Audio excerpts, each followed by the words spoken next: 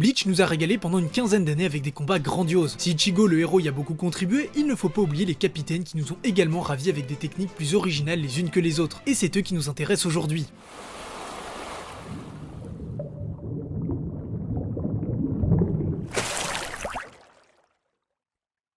Salut à tous, c'est Flippis. Dans cette vidéo, nous allons établir le classement des 5 meilleurs capitaines du God Tale 13. Il ne s'agit donc pas d'un classement arbitraire en fonction de mes goûts, mais plutôt d'un classement en fonction des faits. Mais alors, comment savoir si un capitaine est meilleur qu'un autre? En fonction de sa force, de son Zanpakuto, du nombre d'adversaires qu'il aurait vaincu? Oui, mais pas seulement. Afin de savoir qui sont les meilleurs capitaines, il faut déterminer ce en quoi consiste exactement le rôle de capitaine.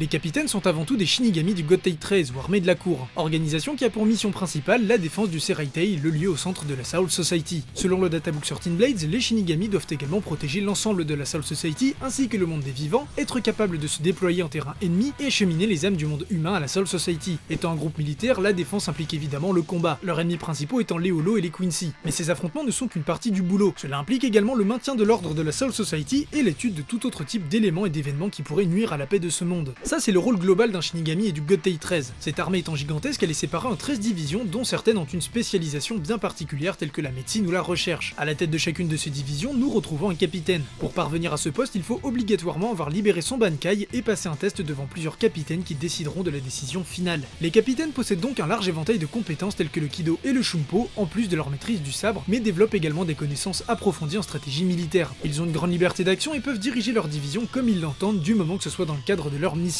Le God Tale 13 est organisé de manière à ce que chaque division soit indépendante des autres. Un capitaine a donc une autorité absolue sur sa division mais ne possède aucun droit sur celle des autres. Cela étant, les Shinigami à ce poste doivent gérer leur division de manière à remplir efficacement leur mission. Cela implique donc énormément de responsabilités, ne serait-ce que pour la gestion des troupes. Maintenant que nous avons mis ça à plat, voyons qui sont les meilleurs. Vous l'aurez compris, choisir la puissance comme unique facteur serait occulter une bonne partie du travail d'un capitaine. Et sachant qu'ils occupent tous le même poste, on peut en déduire qu'ils ont des niveaux de force plus ou moins équivalents en fonction de leurs forces et faiblesses. Les 5 meilleurs capitaines vont donc être choisis en fonction de leur carrière, c'est-à-dire les différentes actions qu'ils ont menées dans leur cadre de leur mission, combat et autres. Je précise que seules les actions en tant que capitaine sont prises en compte. Rukia ne fait donc pas partie du top, et les actions des Vizard en tant que fugitifs ne sont pas comptabilisées. De plus, la division 0 n'est pas prise en compte non plus car leurs capitaines ont une mission différente. Voici donc les 5 meilleurs capitaines.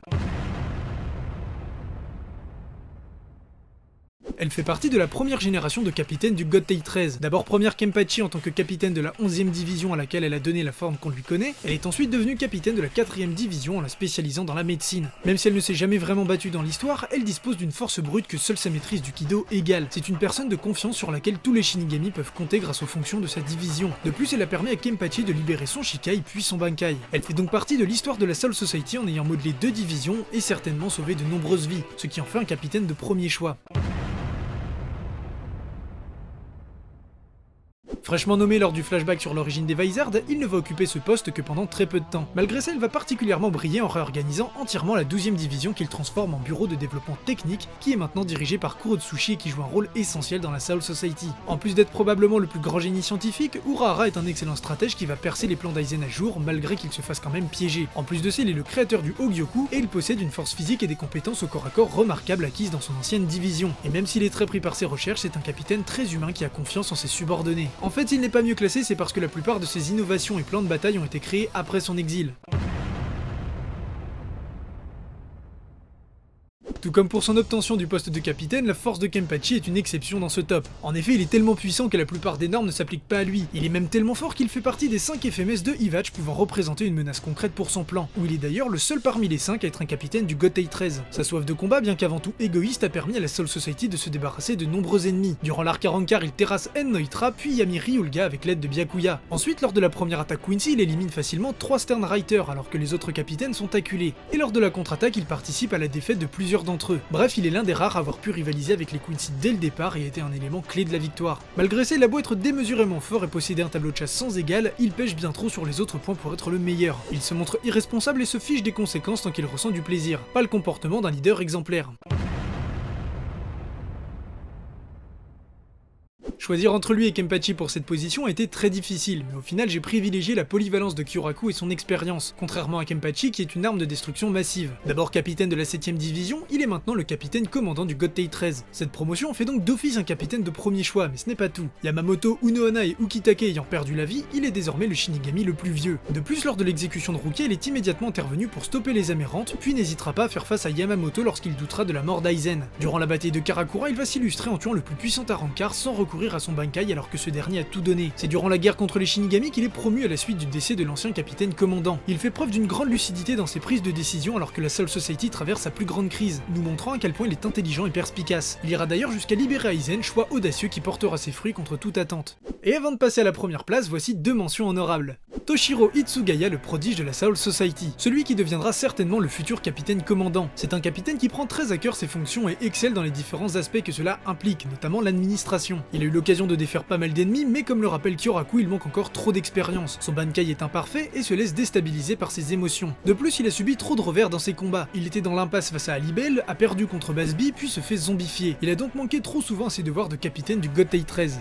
Byakuya Kuchiki, entraîné depuis son enfance pour devenir capitaine. Il fait montre de grandes qualités en tant que leader. Malgré qu'il ait été au cœur de l'histoire, il a défait assez peu d'adversaires contrairement à d'autres, et en plus pas spécialement les plus impressionnants. Et même s'il est pleinement conscient de ses responsabilités, il se montre trop rigide sur le règlement. Et du coup, roulement de tambour, voici le numéro 1. Contre toute attente, c'est le scientifique fou qui se hisse à la première place. Pourquoi? Parce que c'est le gars sûr de la Soul Society. J'admets que ce choix peut être déstabilisant, mais son génie n'est égalé que par celui d'Aizen et Urahara. Ses recherches ont permis au Gotei 13 de disposer d'une mine d'informations et ainsi gagner plusieurs batailles. Dès le départ, il s'affirme comme l'un des principaux capitaines en traquant les amérantes, puis en défaisant le 8ème Arrancar grâce à ses nouvelles drogues. Et c'est dans l'arc Quincy qu'il va nous montrer de quoi il est réellement capable. Suite à leur première aide, il va préparer un système de défense complet pour contrer leurs pouvoirs liés aux ombres. Il contre également le pouvoir de zombification de l'un des Sternrider et libère Itsugaya de son emprise, tout en créant ses propres marionnettes à partir d'Arrancar vaincus. En plus de cela, il est le seul capable de réparer les Shikai et a même apporté des modifications à son Bankai pour contrer l'ennemi, tout en sachant qu'il avait déjà transformé son propre corps en un tas d'armes différentes. Et pour couronner le tout, sa vice-capitaine était en fait un être artificiel qu'il avait lui-même créé. Même si c'est sa soif de connaissance et de découverte qui le motive, il faut reconnaître qu'il est l'un des capitaines essentiels à la défense du Seireitei. Je pense même qu'avec Kenpachi, il fait partie des rares capitaines à avoir vraiment pu faire pencher la balance contre Ivach. Voilà selon moi les 5 Shinigami qui ont le mieux honoré leur grade de capitaine. Bien sûr, ce n'est pas un classement absolu, j'ai essayé d'être le plus impartial possible, mais mon expérience et mes préférences m'ont tout de même influencé. D'ailleurs, je vous invite en commentaire à nous donner votre propre classement des 5 meilleurs capitaines. Et avant de terminer, voici en bonus mon classement de mes 5 capitaines préférés. Numéro 5, Shinji pour son style et l'originalité de son pouvoir. Numéro 4, Kenpachi, parce que Kenpachi, ce mec est la définition du mot badass et nous offre à chaque intervention des combats spectaculaires. Troisième position, Urahara. J'adore son style de Jean foutiste qui cache des facultés et un côté stratège bluffant. Numéro 2, Yamamoto, il transpire la classe et son Zanpakuto est aussi mon préféré. Et enfin numéro 1, Kyoraku pour à peu près les mêmes raisons que Urahara, avec en plus le fait qu'il ne veuille jamais dévoiler son pouvoir que je trouve très classe. Voilà, c'est tout pour ce top 5 des meilleurs capitaines dans Bleach. N'hésitez pas en commentaire à nous donner votre top 5 des meilleurs capitaines, mais aussi de vos capitaines préférés. Si cette vidéo vous a plu, vous pouvez nous soutenir sur Tipeee, le lien est en description. Nous on se retrouve pour une prochaine vidéo, à bientôt sur l'archipel.